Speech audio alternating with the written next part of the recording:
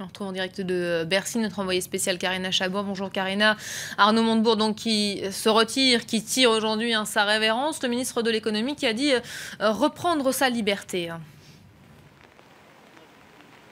Oui, absolument. Alors on l'a vu sur la forme, il s'est montré très virulent, très flamboyant, comme à son habitude, de citer un général romain, Cincinnatus, Saint-Augustin. Et on l'a entendu à l'instant, il a remercié effectivement Benoît Hamon et Aurélie Filippetti pour leur soutien.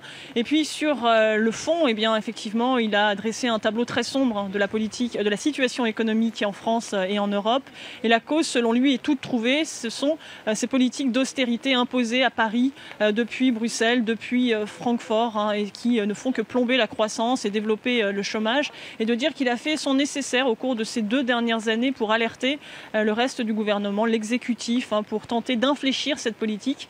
Et c'est bien parce qu'il n'y est pas parvenu qu'aujourd'hui il accepte de changer de fonction, plutôt de se retirer et de retrouver sa liberté. Karina, ce n'est pas la première fois qu'Arnaud Montebourg joue les trublions. Pourquoi cette fois le moment n'est sans doute pas choisi par hasard?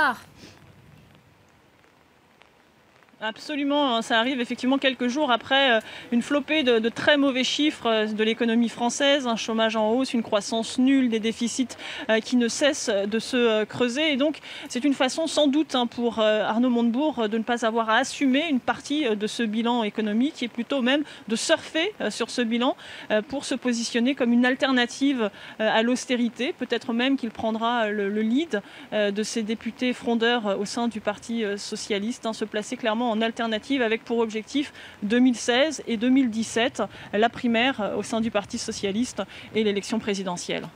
Karina Chabour en direct de Bercy, merci beaucoup.